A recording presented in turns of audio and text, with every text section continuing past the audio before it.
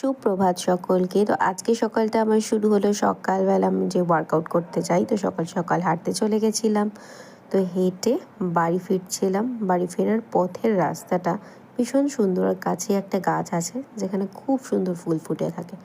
তারপরে বাড়ি ফিরেই চলে এসেছিলাম মন্দিরে। এখানে গোপু স্নান করছে, তো দেখতে বেশ ভালোই লাগছিল। গোপুর কাছে চলে এলাম। এইবারে কী করলাম, গোপুর জন্য ফল প্রসাদ বাড়লাম। এইভাবে ফল প্রসাদ বাড়তে হয়, তো এটা আমি মায়ের কাছ থেকে শিখে নিয়েছিলাম। আর তারপরে মনে হলো গপু সবসময় সুজির হালুয়া খায়, তো আজকে গপুকে আমি সুজির বরফি বানিয়ে দেবো। যেমন ভাবা তেমন কাজ। তো সুজির বরফি বানাতে রেডি হয়ে গেলাম। এখানে বরফিগুলো কেটে নিচ্ছিলাম। এই সুজির বরফি রেডি হয়ে গেছে। এইখানে আমার মালপোয়ার ব্যাটার রেডি হয়ে গেছে।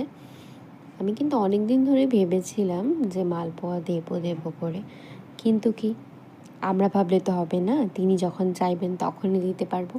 তেনার এখন ইচ্ছা হয়েছে, তাই এখনই ওনাকে দিচ্ছি।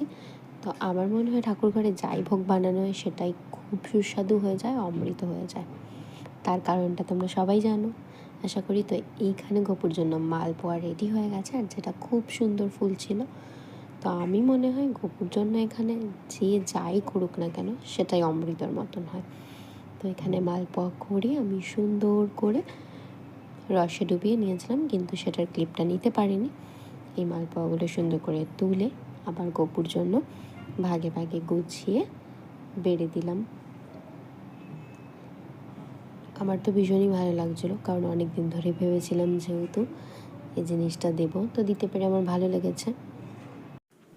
আজ এখানেই শেষ। পরবর্তী ব্লগে আবার দেখা হচ্ছে। ততক্ষণ সকলে ভালো থাকবেন, সুস্থ থাকবেন। হরে কৃষ্ণ।